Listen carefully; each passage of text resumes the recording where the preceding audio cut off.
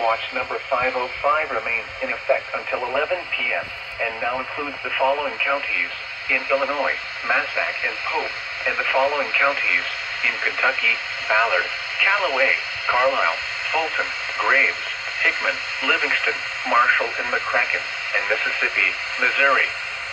Remember, a severe thunderstorm watch means the conditions are favorable for the development of severe weather, including large hail and damaging winds in and close to the watch area.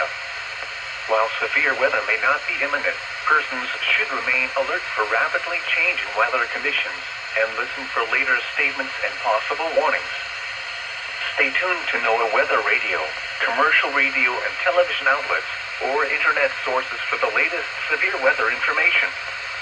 Repeating, severe thunderstorm watch number 505 remains in effect until 11 p.m.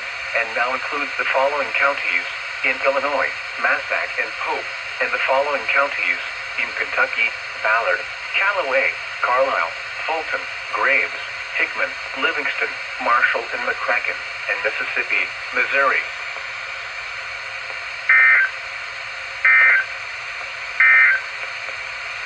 Severe thunderstorm watch number 505 remains in effect.